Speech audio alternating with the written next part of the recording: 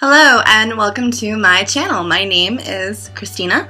I am a 2018 JET Program USA participant who is currently living, yes, here in Japan. So my entire channel is going to be dedicated to my life in Japan, my experiences in Japan, the JET program to a degree. I already feel like there's enough material out there. Maybe I'll just kind of focus on certain aspects of the JET program and maybe the things most people don't want to talk about, because that's me. I'm a New York shade queen. But a lot of this channel is going to kind of be dedicated to just me and my friends that are here, my Japanese friends, the things I encounter on a daily basis, and we'll just have a good time. So let's get right on into it. So as I was saying, I am a USA JET program participant. For those of you who don't know what JET is, which I don't even know if that's possible these days between the internet and everything else, but the JET program itself stands for Japan Exchange and Teaching. So they take people from native-speaking, English native-speaking countries, and sometimes countries with like English as like the second or third national language, and they ship them off to Japan to go and teach English to the children, because why not? So today what I'm going to kind of talk about is the application process and the timeline and everything else that goes into getting here and getting accepted onto JET. I've been here for about 9 months now. I didn't start vlogging until I was more than settled in and everything else. So now I'm starting because now I feel comfortable. Now I have the knowledge and the power. So now I feel like it's an appropriate time for me to go ahead and be like, yo, this is my experience. So I'm going to start off with talking about the application process because it is grueling for the amount of time that it actually takes.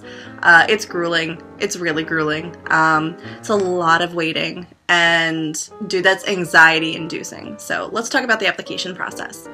So as I previously stated, I am a 2018 JET participant. So as of 2018, all of the JET application process is now completely online. There used to be a paper portion that you had to submit actually to the program itself, but they've eliminated that now, so it's completely online. So the first step is applying. So usually applications start from late September until mid-November. It really kind of depends. It varies every year. So I actually have a copy of my application here. So it's submitting the application. They ask you what position you're applying for, your interview location. So your closest consulate for me was New York City. Your first name, your last name, your middle name. It's all of the normal stuff for an application. And then as you get further into the application, they ask you about your education, everything that you have a background in, what your bachelor's is in, if you have a TESOL or a TEFL, depending on which country you're in or which of those you have. They also ask about your employment experience, your teaching experience, if you have any experience with being active in clubs on campus or volunteer work, anything like that. They ask about your Japanese-related studies, your language proficiency, your intercultural experience, so definitely get involved in things on campus or in your local community if you don't have any of that. It definitely looks good. They ask you what your first language is to evaluate your abilities for any other languages that you speak. They ask you about honors, awards, and achievements. It's a very thorough application process. And then when you get to the bottom half of that application, they ask you if you've already been on JET before. Fun fact, if you were on JET before, you can come back if you didn't do the full 5 years. I know a couple people locally who have actually done that. They ask about your marital status, if you'll be accompanied by children. I am a single. I don't have a spouse or children, so I'm here by my lonesome. And then they ask you, where you want to go in Japan. They ask you about your placement. So for me, pretty sure I had specified Osaka Prefecture, Tokyo Prefecture, and Shizuoka Prefecture. And it wasn't because those are like super popular places. It was mainly because, I think it was mainly just because those are places I really kind of wanted to explore. But it didn't matter to me really where I went as long as I wasn't completely inaka, which is countryside. Inaka is Japanese for countryside, which hop on any Jet program Reddit and you'll see lots of Inaka this, Inaka that, along with people that are dead inside. I don't recommend the Reddit, by the way. Don't do it. Don't do it. So they'll ask you for specific requests, where you want to go, where you heard about the Jet program. They ask about your emergency contacts, and then the dreaded SOP, the statement of purpose. I'm going to be completely honest with you. Completely honest. Before I submitted the applications, I made the mistake of going on to the Jet program Reddit. Now, I kind of lurk Reddit. That's the kind of person I am. I'll post every once in a while, but there is just too much negativity on Reddit for me. And the Jet program Reddit is kind of like a circle jerk of angry people. It's just each person is just further fueling somebody else's thing. And very rarely will you find anyone on there with something super positive to say. So disclaimer. So I had gone onto the Reddit because I was trying to get all of the resources that I could at my disposal to find out, okay, what is this really like? I spent hours on YouTube watching other people about their Jet vlogs and any kind of advice they could give people that were applying to the program. And they were always like, your statement of purpose is super important and you need to spend so much time on this, write it and rewrite it and write it and rewrite it and constantly revise it. It needs to be perfect. I'm gonna be real with you. 15 minutes is how long it took me to write this. 15 minutes is how long it took me to write my statement of purpose. Wrote it, went back through, checked for grammar and spelling, submitted it. That's literally all I did. So, what happens after the application? You wait forever! No, literally, you really do wait forever. It's not until, January that you ever hear back about being accepted onto stage 2? Because there's a stage 2! So, after the application process, you then have your interview at your local consulate. So, I'm New York City. I live in Albany. Well, was living in Albany. I'm from Long Island originally. I'm a Long Island girl. So, yay, Long Island. If anybody is from East Islip, drop something in the comments, because that's my hometown. But you find out in January if you've been accepted onto the second stage of the process for applications, which is your interview at the consulate. There's also a lot of information about this on Reddit and YouTube, and I'll talk about that once we get a little bit more into it. But you find out in January, you are accepted onto stage 2. So now you're going to go to the consulate, you're going to have an interview with people from Jet and also people from Claire. So, in the meantime, what they'll also send you is your criminal record stuff. I'm not that cool. I haven't, been arrested or blown anything up. I don't have any stories to tell my children if I ever have any, but they basically want you to get an FBI background check just to make sure that you are not a promiscuous individual or that you've done anything that would warrant you not being granted a visa to go live somewhere internationally. The criminal history. Everyone says it's kind of a pain in the butt. It was honestly easy for me. I didn't do anything crazy. If you're early departure, it's a little bit of a time crunch. I wasn't early departure, I was just normal departure because I had graduated. I was graduating in 2018, so I was normal departure. But you have to secure your FBI criminal background check paper that they send you. If you can't manage to go through all of the papers on your own without, adult intervention, I don't think this program is for you. But it's really simple and easy to go over and go through. It's not as hard as people make it out to be. Maybe if you do have a bit of a background, it might be different, but like I said, I never did anything cool, so I didn't have to worry about any of that. Now let's talk about the interview at the consulate. So, there's a lot of information about the interview at the consulate on YouTube, on Reddit, you name it. There's a spot somewhere on the internet that has information all about this. My interview was the first week in February. I had to miss a day of class at university. I think it was like the 3rd or the 4th. Oh no, it was the 4th because it was a Super Bowl. It was like Super Bowl weekend or whatever. And so took off the day from school, from classes, went down to the city. And my interview was early in the day. To me, it was fairly early. It was like 11 o'clock in the morning. And there were a lot of people there. Well, in the waiting room at least. So they're super particular about the interview at the consulates. So you weren't allowed to bring anybody. You weren't allowed to go to the consulate and just wait there. Like, if you had wanted to go to the consulate for like an hour, 2 hours before, like, you weren't allowed to.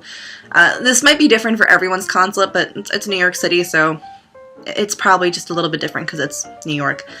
At the consulate, you had to like arrive 30 minutes before, but you couldn't come sooner than that. So at the consulate, there is a handy dandy previous jet that sits in the waiting room and answers any of the questions that you might have.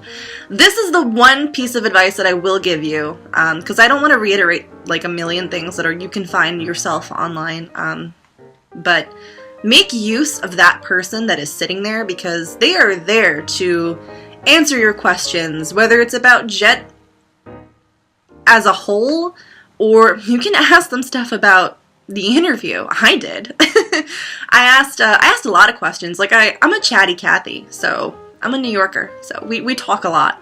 So I'm just talking to this guy for like a good solid 30 minutes, also because I was just a little bit nervous. I've been through a lot of interviews in my life. I'm 28. So I held a full-time job all throughout university. I've had several full-time jobs all throughout my life since I was 16. So interviewing for me isn't so daunting. Maybe it is for people that are kind of like fresh out of college and have never really worked before, but I wasn't super nervous for it. But I did totally make use of the guy that was sitting there, and I forget his name, but he was really, really sweet. I made use of him by talking to him, finding out, hey, so what are they going to ask me? Like, that kind of stuff. They're there as a resource. Use them. And they're also really, really nice just to kind of ask their own personal experiences with and kind of shoot the wind with. So go ahead and do that. So eventually, you get ushered in through to this super fancy area where everyone is waiting to interview you. You have to go through a lot of security clearance and stuff like that. So when I got into my room, I had a panel of 4 people. I had a native English speaker. I had 2 people that didn't speak any English whatsoever that were with the embassy itself, and then I had 1 person from Claire. There's also a funny story about my placement and this interview, which I'll talk about more toward the end of the video. But they had me talk about myself, talk about what I like to do, talk about many various things about me, about my undergraduate career, about working. At the time, I was a shift supervisor at Starbucks. I worked for Starbucks for a very, very long time. They ask you a lot of different various questions. They ask you why the JET program, why Japan, things like that. And then there was a mock lesson. Had to do a mock lesson. This was super simple for me. I'm Brazilian American, so I was like, you know what? I'm gonna teach you how to samba. We're gonna samba. So I taught them how to samba. And that was my mock lesson because they kind of gave me free reign to do whatever I wanted. There was no specific, like, teach this vocabulary or teach this grammar point. There was nothing specific about my mock lesson. So I got them up, I got them moving. I'm like, come on, come samba with me. And that was super simple. After that was the Japanese speaking portion of the application process. Now, this is offered to everybody. You only get bonus points if you speak Japanese. It doesn't make or break your application. You don't have to speak any Japanese to come to Japan. But my other bachelor's degree is in Japanese studies. So I have 4 solid years on top of the many, many years of Japanese I have already studied in Japanese. So they had me talking about myself and about things. I read something for them. It was like a newspaper article. That portion for me went on for a very long time. There was a point in time where we were just chatting in Japanese and just talking about anything and everything, according to Reddit. And like I said, there was a funny story that goes with this that I'll mention more towards the end when I talk about my actual placement. Usually this portion only lasts just a few minutes. Mine lasted for like a full 15, so there's that. And then basically you're done after you've answered everything and talked about anything. Anything and everything. I mean, they literally will ask you anything that they feel like. I had some really weird personal questions, and there was a point in time where someone came over and like touched my hair, and I think it was to see if I would freak out, but I was like, oh, while you're over there, you want to play with it? Like, I could use some TLC right now, but that's just my personality. But after that, at the very end of the interview, there's a portion where you get to ask any questions, and I didn't have any, so I didn't ask anything. I'm like, no, I actually asked a lot of questions to the guy who was sitting out there, and he answered a lot, and I've done all my research about Jet. I don't have any, and they were totally fine with it. So you don't have to ask questions, but you can. And then that's the end of the interview, and then you go on your merry way. So then after the interview portion is another very, very long waiting period. It's not too long, but it feels like forever because you're waiting to find out if you're going to continue your life in a foreign country. Maybe about a month or so. So in March, you find out whether or not you've been shortlisted or if you're on the alternate list. I forget the exact date when in March. I think it was the second or third week in March, but I found out that I had been shortlisted. And then what they end up sending you is all of this stuff in your official Jet account, because you have to make an account with the Jet application process. They send you an official email in that account that lets you know what your status is, but you don't find out your placement or anything just yet. That comes much later. But they'll send you a regular email like, yo, you got an email on your Jet account. So then I went home, frantically opened it. It's like, I'm shortlisted, yay! So then what they also send you in the next coming days is your U.S. residency certification application. They send you a nifty little email about all of this. They send you an email about the Jet accident insurance, which also this, which super nifty. I haven't had to use it yet, but I know plenty of people that have used it. About a month later in April, they'll send you all of the information about pre-departure preparations. These. So things like completing your certificate of health and when you have to have it by, you're having the accident insurance form sent in, the residency certification sent in. Our consulate also had where you had to accept or deny your position if you had been shortlisted. And now, cue the story. Remember how I said my Japanese portion was a little on the long side? Turns out they gave me the CIR interview and not the ALT. So, I got a call from the consulate. Somebody messed up really bad. I got to pick if I wanted to be an ALT or a CIR. Now that I've been in Japan for 9 months, part of me regrets not having been a CIR just because I think it definitely would have been more in tune with the person I am and what I like to do. Not that I don't mind teaching. Not that I don't like it. I like teaching. It's fun.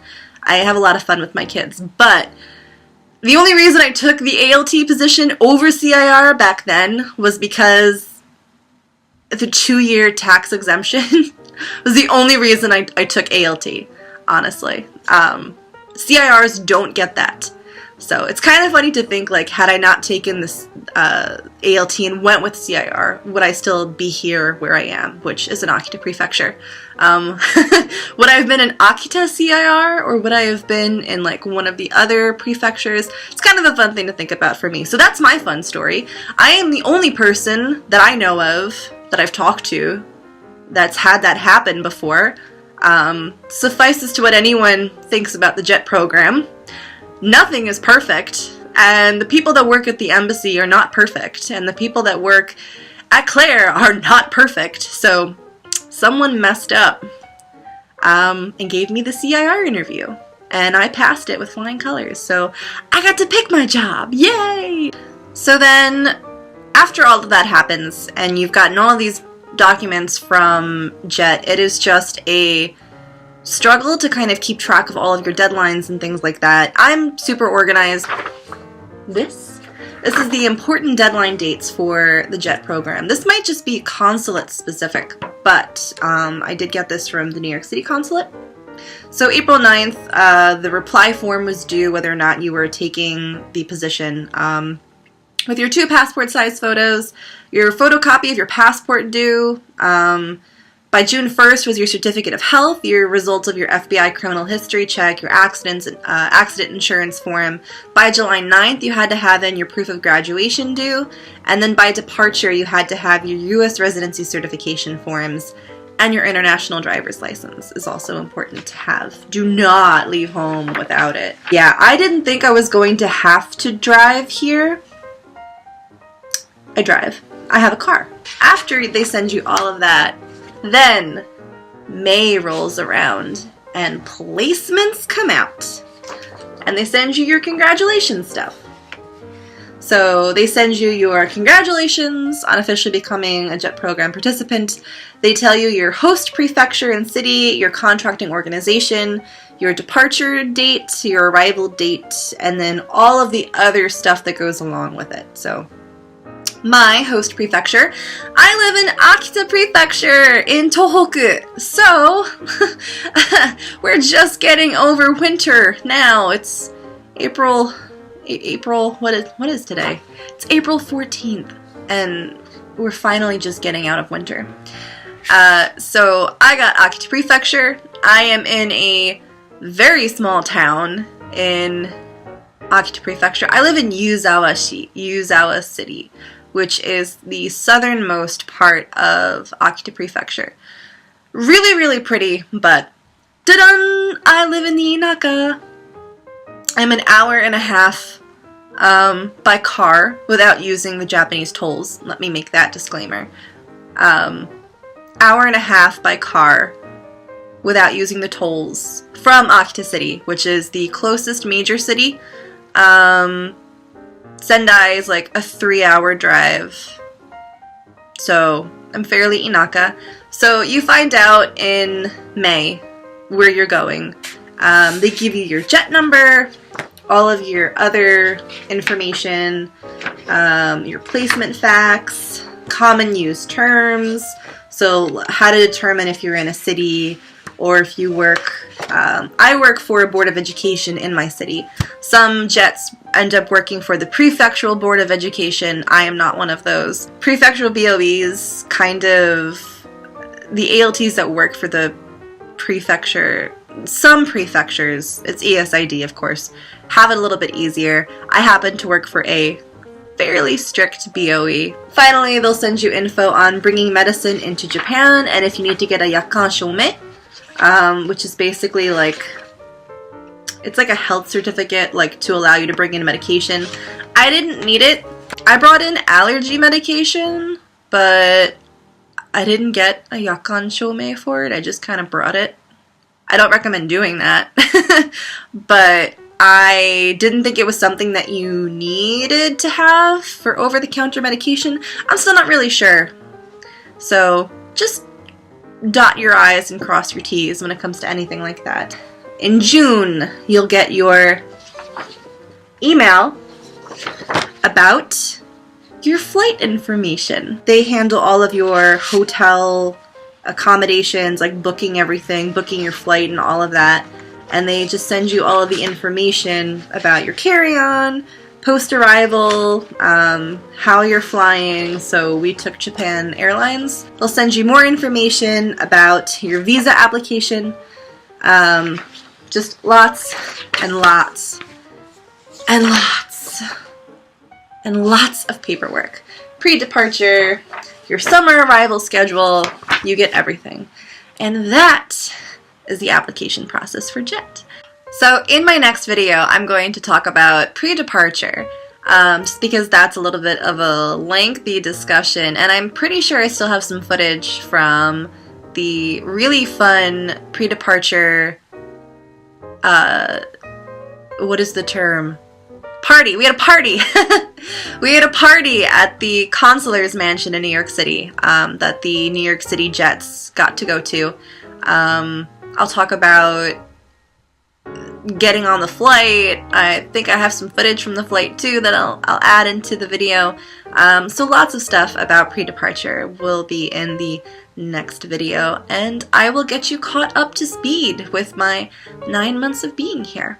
I also have a Snapchat and an Instagram, which I will link below, that you are more than welcome to follow. So subscribe, please, if you are interested in hearing about my experience in Jet, and comment below, or if you have any suggestions or things you want me to specifically talk about, drop them down below. So I will see you guys next time.